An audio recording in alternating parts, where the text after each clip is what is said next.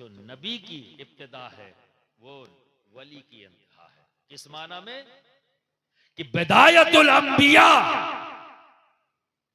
निहायतुल औलिया, जो नबी की इब्तिदा है वो वली की इंतहा है। फिर तरीकत में जो नबी की इब्तिदा वली की इंतहा, यानी विलायत तरक्की करके कहीं भी पहुंचेगी तो नबी के कदमों तक उसकी रसाई, यहां तक ये इसकी इंतहा है विलायत। और फिर फरमाते हैं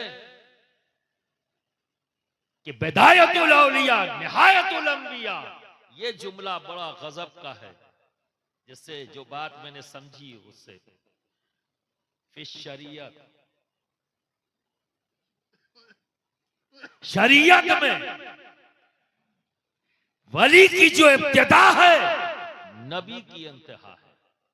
यानी हजरत आदम से जब शुरू हुआ और सरकार दो आलम सल्लल्लाहु अलैहि वसल्लम पर वही नाजिल हुई, अल यौमा अकमलतु लकुम दीनकुम, तो इस बीच में 1,24,000 या 2,24,000 कमो बेश नबी आए और शरीयतों में तब्दीली होती गई, उसमें अमेंडमेंट्स होते गए और फिर जब रब ने कहा आज दीन मुकम्मल हो गया तो कयामत तक कोई अमेंडमेंट नहीं।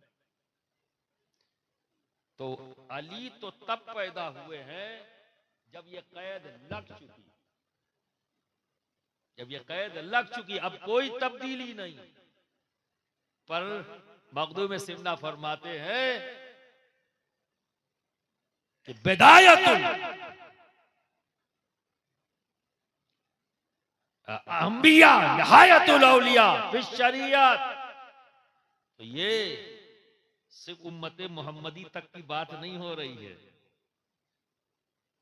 उम्मत मोहम्मदी की बात नहीं हो रही, ये तो पूरा शुरू से लेकर आखिर तक, चूंकि इंतहा हुई है नबी पर जो वली हुआ उसकी तो इब्तिदाई शरीयत रही हर उम्मत में जितनी है वही उसको मानना है और उसी में तरक्की करके वो वली बना। तो बरादराने मिल्लत इस्लामिया नबी ने बुलंद किया किसको? अली को। नबी ने बुलंद किया किसको? हसनैन करीमैन को, हसनैन करीमैन को। यही है 3 नुफूस कुदसिया जिनकी रसाई दोष नबी तक, बाकी सबकी रसाई कदमे नबी तक। अब समझ में आ गई बात? बाकी रसाई कदम तक, ये 3 नुफूस कुदसिया जिनकी रसाई नबी के दोषे तक। और गौसे आजम कौन है? गौसे आजम कौन है? अली के बेटे हैं। गौसे आजम कौन है?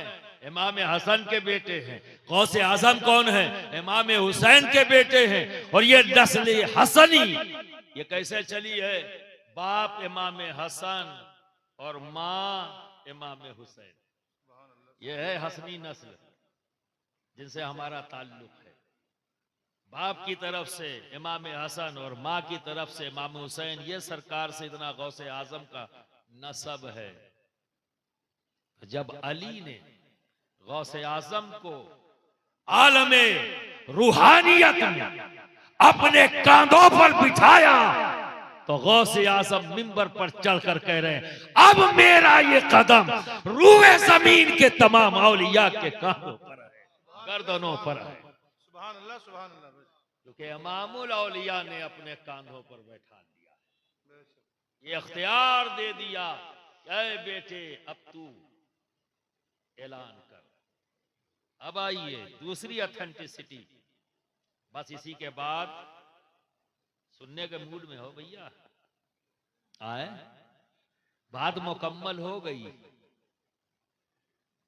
एक और सबूत की तरफ ले जाना चाहूंगा, क्योंकि यहाँ उलमा बैठे हुए हैं तो कुछ बातें इनके लिए भी करना चाहता हूं, ठीक है ना। अब आओ, चलो ये वाला भी सुन लो। हजरत इब्राहिम खलीलुल्लाह नबी, जानते हो ना? थोड़ा सा बोलो ना, हाँ या ना। जानते हो? आपके दो बेटे, बड़े बेटे का नाम हजरत इस्माइल और उनसे छोटे बेटे का नाम हजरत इसहाक, ठीक है। बाप नबी, हजरत इस्माइल नबी और हजरत इसहाक नबी। बाप नबी, बेटा नबी, बेटा नबी, ठीक। फिर हजरत इस्माइल नबी, फिर आपकी नस्ल में कोई नबी नहीं, खामोश। और हजरत इसहाक नबी। तो जब इधर इस शजरे में देखते हैं तो नबी नबी नबी नबी नबी नबी नबी नबी नबी नबी नबी हजरत ईसा तक नबी नबी नबी। और हजरत इस्माइल नबी, बड़े बेटे हैं, नबी पर खामोशी। और हजरत इसहाक भी नबी, पर नबी नबी नबी नबी नबी नबी नबी हजरत मूसा हजरत ईसा तक नबी। कमो बेश बनी इसराइली ने कहा जाता है, कमो बेश 5000 नबी। और इधर खामोशी। जब आए तो नबी आखिरुज़्ज़मा आए, जब आए तो इमामुल अंबिया आए, जब आए तो सरदार अंबिया आए, यानी हम सब के आका मोहम्मद अरबी सल्लल्लाहु अलैहि वसल्लम आए। दोस्तों, ये मशीयत है, इत्तेफाक नहीं, इसको ज़हन में रखना। ये मशीयत है, इत्तेफाक नहीं। बाप नबी, बेटा नबी, बेटा नबी, फिर नबी नबी नबी हजरत ईसा तक, हजरत इस्माइल नबी, फिर खामोशी। और जब आए तो आखिरी नबी आए, सरदार अंबिया आए, इमामुल अंबिया आए, हम सब के आका मोहम्मद अरबी सल्लल्लाहु अलैहि वसल्लम आए, जिन पर नबूवत खत्म। अब कोई नबी नहीं आएगा। और हर नबी जो आता, किस लिए आता? कि जब नबी की तालीमात से लोग हट जाते और शैतान उनके दिमागों पे कब्जा करके शिर्क और बिदत की तरफ ले जाता, गुमराहियत की तरफ खींच ले जाता, तो रब तबारक व तआला इंसानों पर रहम फरमाता और फिर अपना नबी भेजता। वो आते, इस्लाह करते, और जब सब इस्लाह हो जाती सबकी और सब सिराते मुस्तकीम पर आ जाते, उनका काम मुकम्मल हो जाता और अपने रब की तरफ से आए थे, अपने रब की तरफ वापस चले जाते। तो सारे नबियों का काम यही था। तो अब जब नबी आखिरी बनकर आए, अब कोई नबी नहीं आएगा, तो सवाल तो होना ही था ना। और जो सामने है वो किसके तरबियत याफ्ता है? नबी के। हमारे आका के तरबियत याफ्ता तमाम सहाबी बैठे हुए हैं। तो सवाल तो करना ही है। वो तो बहुत इंटेलिजेंट, बहुत ही शार्प दिमाग, इल्म रखने वाले, कोई गोशा छूटता नहीं जिस पर वो गौर व फिक्र न करते। क्यों? क्योंकि वो तरबियत याफ्ता है हमारे नबी के, इल्म हासिल किया है हमारे नबी से, तो कमी कहां रहेगी? तो सवाल तो होना ही था कि या रसूलुल्लाह, जब आप आखिरी नबी हैं, आपके पास कोई नबी नहीं आएगा आपके बाद, तो जब उम्मते मोहम्मदी में शैतान अपना काम करेगा और गुमराहियत की तरफ खींचेगा, तो फिर उम्मत की इस्लाह कौन करेगा? क्योंकि अब तो नबी आएंगे नहीं, तो फिर इनकी इस्लाह कौन करेगा? तो सरकार ने फरमाया, बेशक मेरे बाद कोई नबी नहीं आएगा, पर नबूवत का फैजान बांटने के लिए विलायत का दरवाजा खोल दिया जाएगा।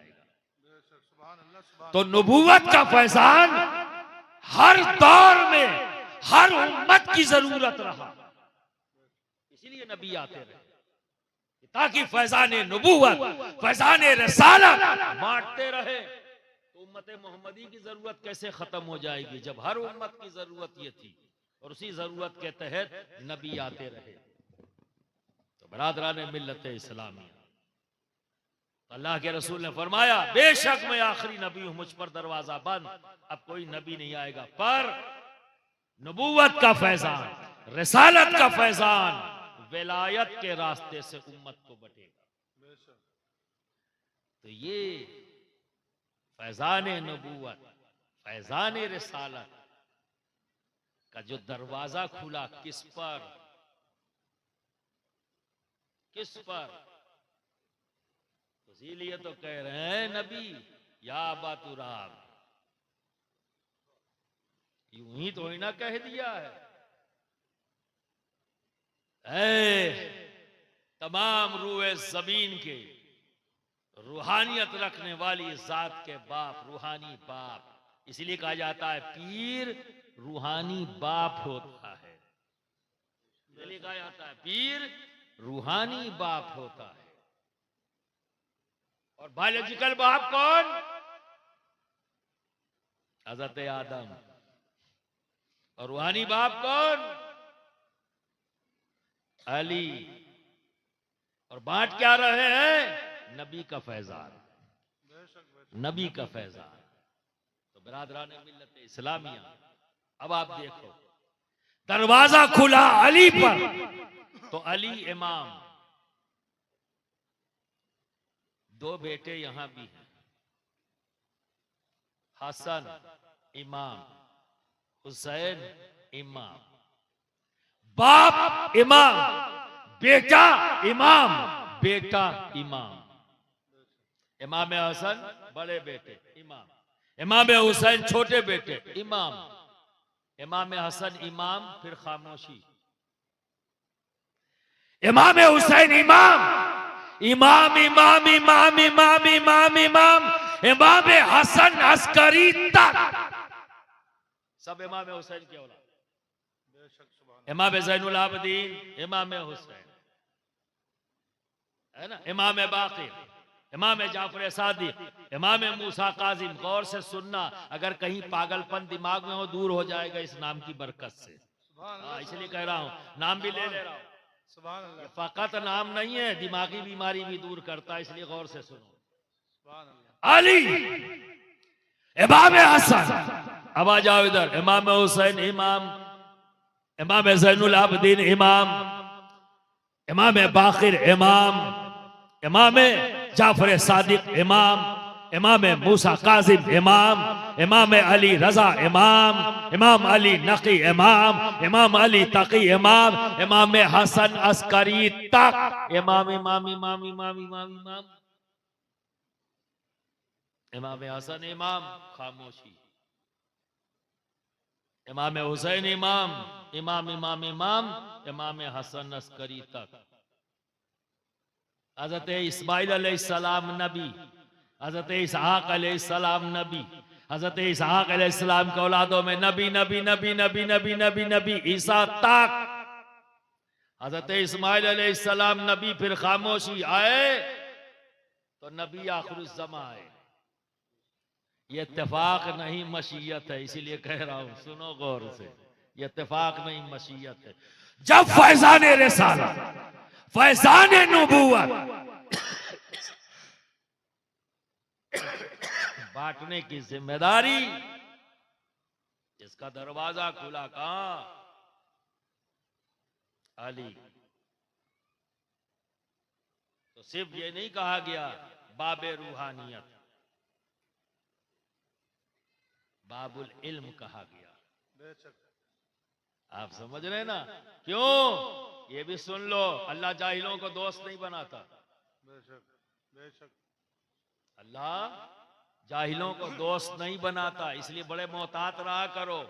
किसी वली को ऐसे नहीं कह देना जाहिल है, ये कहोगे तुम्हारी जहालत पता लगेगी। जो अल्लाह का दोस्त होगा, और अल्लाह जाहिलों को पसंद ही नहीं करता, दोस्त बनाता ही नहीं, या तो फिर वो वली नहीं, और या फिर वो साहिब इल्म है, तभी तो दोस्त बनाया अल्लाह ने।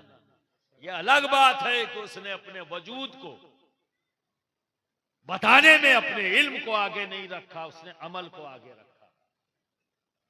और यही फर्क हो जाता है। जहां सिर्फ इल्म की बात हो वो अलग डिपार्टमेंट है, और जहां उस इल्म को अपनाकर अमल पेश करने की बात होती है तो उन्हें हम वली कहते हैं। समझ गए? वो कौल को कम, अमल को ज्यादा पेश करते हैं। ठीक है? और अगर किसी कौल को भी उन्हें पेश करना है तो पहले उस कौल पर अमल करते हैं, फिर उस कौल को पेश करते हैं। ये एक डिफरेंस है। तो बरादरान मिल्लत इस्लामिया, इमाम हसन, इमाम अली, इमाम हसन, इमाम हुसैन, इमाम, फिर इमाम इमाम इमाम इमाम इमाम इमाम हसन अस्करी तक। और जब आएंगे तो आखिरी इमाम, वहां से इमामत का दरवाजा बंद। वो कौन है? इमाम महदी, जो आएंगे और इमाम हसन के बेटे होंगे। सुभान अल्लाह, सुभान अल्लाह। इमाम हसन के बेटे होंगे। तो बरादरान मिल्लत इस्लामिया, इसीलिए कहा कि अपने वक्त के एक जबरदस्त मुफस्सिर फरमाते हैं, इस वक्त नाम देखो अभी शायद याद आ जाए, कुछ शुगर का मरीज हूं, नाम सटक जाता है, लेकिन चलते चलते आ भी जाता है याद। तो फरमाते हैं कि कोई दौर, कोई जमाना गौसियत से खाली नहीं। कोई जमाना गौसियत से खाली नहीं। क्यों? क्योंकि यह हाकिम वक्त होता है, और बिना हाकिम के दौर नहीं होता। तो जैसे ही एक गौस दुनिया से जाता है, उसकी जहां फौरन गौस आ जाता है। तो आप फरमाते हैं ये गौस कौन है? यक्ताए जमाना होता है। ये पूरी दुनिया एक हाकिम न बना सकी, जमीन के हर टुकड़े के अलग अलग हाकिम, लेकिन मैदान रूहानियत अली ने जो सल्तनत कायम की, उस सल्तनत में हमेशा हाकिम एक ही होता है, और आज भी इसी वसूल से चल रहा है।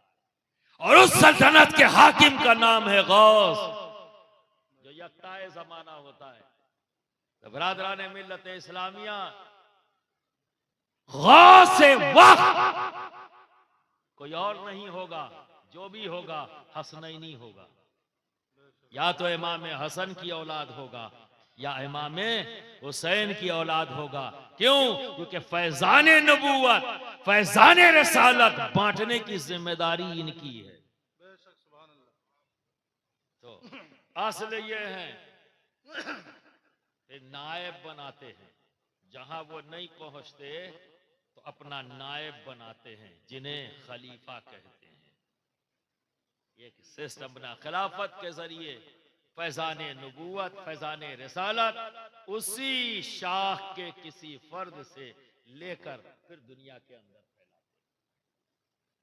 तो बरादरान मिल्लत इस्लामिया, ये खाली फूल और चादर के लिए नहीं है जो लिमिट कर दी आपने, ये मत करो। यहां जब जाओ तो ये कहो, ऐ अल्लाह के वली, रब का फजल है कि उसने आप तक मुझे पहुंचा दिया, तो मेरे हक में दुआ करे और मेरे कल्ब पर एक निगाह डाले, ताकि लालच की गंदगी से मेरा कल्ब गंदा है पाक हो जाए और साफ हो जाए। मेरे लिए दुआ करे कि अल्लाह मुझे इल्म नाफे अता फरमाए। मेरे लिए दुआ करें कि मेरा ईमान सलामत रहे। मेरे लिए दुआ करें कि जिस राह पर आप चले हैं, रब अपने फजल से मुझे भी उस राह पर चलने की तौफीक अता कर दे। जब भी जाओगे दुकान, मकान, मुकदमा यही करोगे। इसलिए आए थे तुम्हारे पास, ये तुम्हारा दुकान, मकान, मुकदमा, खेत करवाने, ये सब तो बोनस में है। ये सब तो बोनस में, बिना कहे। देखो वलियों का दरबार ऐसा है इनकी आदत है देने की। हमें कुछ कहो या ना कहो, ये अपने दरवाजे से किसी को खाली हाथ भेजते ही नहीं, भेजते ही नहीं। और मेरे रब को गवारा भी नहीं कि उसका दोस्त दुनिया में रुसवा हो, ये उस परवरदिगार को गवारा भी नहीं। तो जब बंदे उसके दोस्त के पास जाते हैं तो रब उन्हें देकर लौटाता है, कहीं बंदा मेरे दोस्त के बारे में कुछ बदगुमानी का शिकार ना हो जाए, मेरा दोस्त रुसवा ना हो जाए। तो रब तबारक व तआला अपने दोस्तों को रुसवा नहीं होने देते, तो तुमको तो देकर भेजेंगे। ये तो आदत है इनकी, हम और आप सोच कर देते हैं, ये तो आदतन देते हैं। जाओगे ना तो कुछ ना कुछ दे के भेजेंगे जो तुम्हारी और जरूरतें हैं। पर ये बताओ, ये दुनियादारी की जितनी जरूरतें हैं ये ज्यादा अहम है या आखिरत?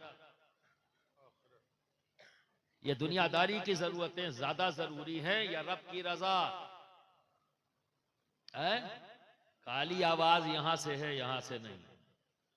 हाँ, अब जाना वहां जाके फातिहा पढ़ना और ये भी दुआ कर लेना, हुजूर दुआ फरमाइए जब भी बोलूं तो दिल से बोलूं, जबान से ना बोलूं। ये भी दुआ कर लेना। वली हाथ उठा दे तो रब तबारक व तआला दुआओं को कबूल करता है। जब हम दुआ करते या आमीन कर दे, बस यही काफी है। कलाम पर ध्यान दो, समझ गए? और उस कलाम में अपने शायख को तसव्वुर में लाओ, मौजूद हो तो भी अच्छा, नहीं है तो तसव्वुर में लेके आओ। जब ये कहे बेइजाफा पैदा करता है, ये हुल्लड़बाजी के लिए नहीं है, हमारी अपनी रूहानियत को मजबूत करता है। तरीक़ाकार अगर बदल दिया तो गलती उसकी है जिसने तरीका बदला है, चीज गलत थोड़ी ना है जबरदस्ती। तो तसव्वुर में जब अशार पढ़े जाएं तो तसव्वुर में, और अगर मुरीद नहीं हो तो तसव्वुर में इनको ले आओ जिनके जेरे साए बैठे, साहिब आस्थाना को तसव्वुर में ले आओ कि हम उनके सामने खड़े हैं और हाथ जोड़ के जो कलाम वो कह रहा है बस समझ लो कि तुम कह रहे हो, फिर देखना और कैफियत तारी होगी, बावजू हो गए कैफियत तारी होगी। बरादरान मिल्लत इस्लामिया, कॉन्सेप्ट क्लियर रखो। और ये कॉन्सेप्ट उसी का क्लियर होता है जो इल्म को मोहब्बत के साथ हासिल करे, अपनी जिम्मेदारी समझकर हासिल करे, रब की रजा और उसके हबीब की रजा के लिए हासिल करे। दौलत, शोहरत, जमीन जायदाद के लिए नहीं। इल्म जहां होगा वहां दौलत भी होगी, वहां इज्जत भी होगी। और जब हम साहिब इल्म थे तो दुनिया के हाकिम थे, जब हम साहिब इल्म थे तो हम साइंटिस्ट थे, हम साहिब इल्म थे तो उन छुपी हुई चीजों को जो अल्लाह ने पैदा की थी हमने दुनिया को बताया कि मेरे रब ने ये भी पैदा किया, मेरे रब ने ये भी पैदा किया, मेरे रब ने ये भी पैदा किया। वो सारे के सारे पढ़े कहाँ से? मदरसे ही से पढ़े थे। जो केमिस्ट्री की बात कर रहे हैं, फिजिक्स की बात कर रहे हैं, मैथमेटिक्स की बात कर रहे हैं, जोलॉजी की बात कर रहे हैं, बॉटनी की बात कर रहे हैं, ये सारे कहाँ से निकले थे? मदरसे से। जिसे आज दुनिया में हकीर निगाह से देखा जा रहा है, नहीं, सारे इल्म का सोर्स इसी मदरसे में है। पढ़ने का अंदाज क्या है इसमें फर्क है कि हम किस तरह से और किस एंगल से पढ़ रहे हैं। तो बरादरान मिल्लत इस्लामिया, अब संजीदगी इख्तियार करने की जरूरत है। तो इन तमाम चीजों को, इन कमियों को जहां मैंने महसूस किया, तो आज के दिन में मेरा फोकस सिर्फ एक ही है, तालीम। तो इसी प्लान के तहत हिंदुस्तान में 600 जिले हैं, हर जिले पर एक इंस्टीट्यूट कायम करूंगा और मदरसा और स्कूल एक साथ। मदरसे का बच्चा साइंस भी पढ़ेगा और साइंस पढ़ने वाले मदरसे में भी पढ़ेंगे दीन को, दोनों एक साथ, ताकि आने वाले वक्त में वो दुनिया को जवाब दे सके और बता सके। तो इसके लिए सेंट अशरफ पब्लिक स्कूल और जामिया इजहारुल कुरान, ये दोनों एक साथ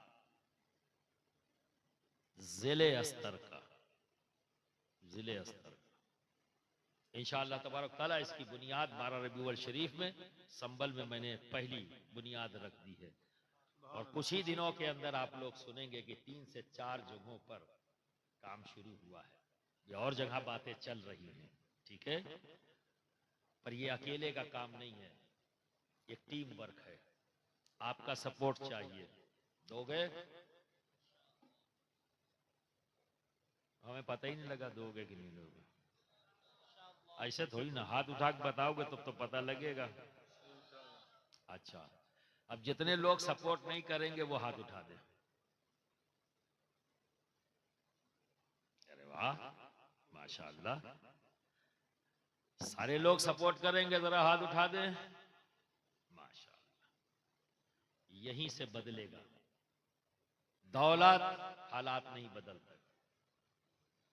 कोई भी कौम, कोई भी मिल्लत, कोई भी मुल्क उस वक्त तक तरक्की याफ्ता नहीं कहलाता जब तक कि उस मुल्क का एक एक फर्द तालीम याफ्ता ना हो जाए, जब तक उस कौम और उस मिल्लत का एक एक आदमी तालीम याफ्ता ना हो जाए, तब तक ना कौम तरक्की याफ्ता कहलाएगी, ना मुल्क तरक्की याफ्ता कहलाएगा।